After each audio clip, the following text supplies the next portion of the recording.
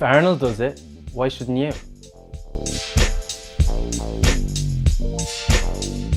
Training to failure can be kind of polarized in the fitness community. Some people absolutely love it. Some people think it's unnecessary and there's no place for it. So I'm here to kind of discuss the topics, either side of the argument, and try and give you my opinion on it. Why is training to failure so popular? So we have to look at the fitness industry and particular sports that really propagate going to failure. So something like CrossFit, where it is as many reps as possible in a short window, that's all about going to failure.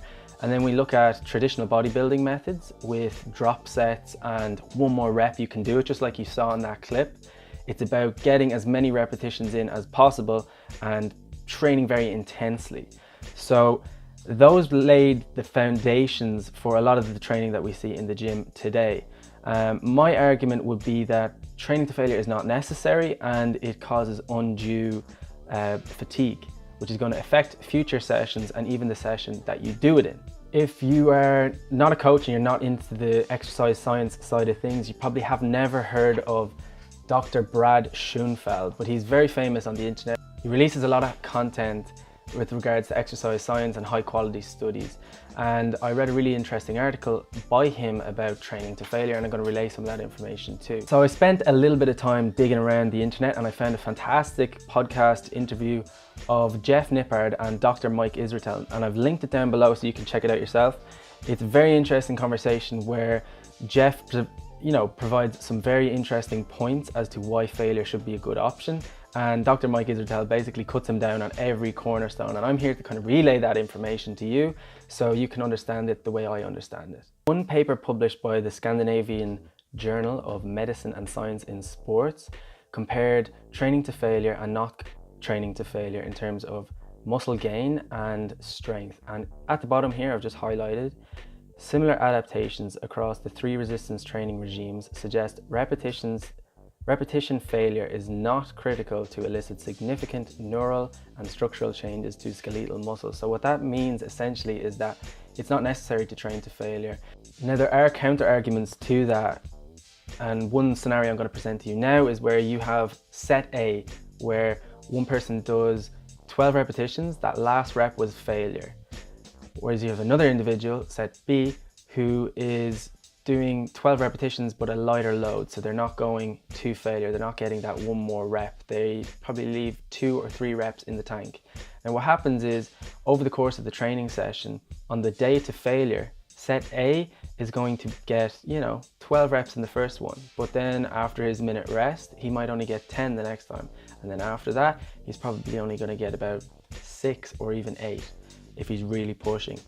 Whereas set B, this guy is going to be able to get 12 repetitions for each set. So his overall volume is going to be higher, even though his weight lifted was probably less.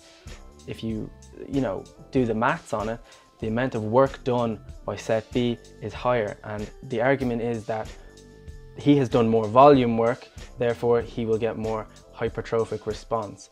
And that's pretty much summing up what Brad Schoenfeld found, that even though the benefits of going to failure short term, in that one set it was probably more muscle damage, but over the course of a training session and a training cycle, that's not enough. You need to be doing more repetitions, and to do more repetitions at a high quality you have to drop the weight and reduce the RPE, which is basically how close you go to failure. How about using the Dorian methods? How about using the Dorian Yates method, where you leave 2 reps in the tank for every single set, except on the last set of each exercise, you take that set to failure. And this is a really interesting method because yes, Dorian Yates was incredibly successful, and Brad Schoenfeld even recommends this method based off Dorian Yates's technique. However, the counter argument to that is you have 2 jobs every time you go to the gym. Number 1 is, how do I do my best in this session to grow? Number 2 is, how do I set myself up to grow the most later on in the week or in my next training session? And what happens with this method is, yes, you do the best you can in this day to grow. The only issue is your next session you're going to be in bits. You're not going to be able to train as hard or as efficiently, and you're not going to be recovered well enough. And what happens is, over time, fatigue accumulation will fry you. Try and go one set to failure at the end of the week, and then try and do that same training session later on in the week, your overall volume is going to drop. You're not going to be able to repeat the same intensity that you did on, say, Monday. Finally, what about beginners? If beginners want to feel what it's like to train hard, it often happens where people beginners don't understand what it's like to go to failure. So we think that, yeah, they need to understand what it's like to go to failure. They need to understand the grind. They need to push themselves that hard so they can understand how far they should push and how far they shouldn't push. And the only other way you could look at that is, number one, beginners always go to failure. They think that that's the way to go, and that's why I'm making this video. The other issue is they don't need to go to failure. If you check out this study that Brad Schoenfeld cites in one of his recent articles, he talks about how beginners don't need such a huge load and a huge volume and huge intensity to get adaptations. That's the easiest part of training. When you're beginning, you get gains easily. You could do the worst type of training and still get really good gains. So why use failure there? It's not necessary. You're causing a huge amount of fatigue, and we're trying to reinforce the reasons for training. We're trying to make people want to train more. If they're in agony after every training session and they can't brush their teeth, why are they going to keep training? They're not going to bother. So try and keep a couple of reps spare in the tank, so you're like, oh, it's not too bad, I didn't kill myself today. And then you're going to stay interested in training. You're going to keep on track. You're going to enjoy your training more because you're going to see the results shoot up for both size and strength, and you're going to feel good. You're going to feel better. You're going to look better. So avoid failure in most cases. Now, the only time I think failure is important and where you should use it is if you're doing a periodized training program and the very last week of that is super intense because you've had to put on weight or repetitions as you've gone along. So once you reach that last week, you know it's the last week, and you're going to have a deload, which is where you just don't do heavy weights at all and you really drop the volume and intensity for like 2 weeks or a week. That's going to be enough recovery to recover from failure sets. So on that last week, to get the proper overload, you have to go to failure. And that's essentially the only time I would recommend it. And to be honest, in my own training, I avoid it as much as possible, particularly at the beginning of a training cycle, and particularly with my clients who are beginners. So it's just food for thought. Do you need to go to failure? If you think you need to go to failure, consider peeling it back a little bit. Just try it for 2 weeks.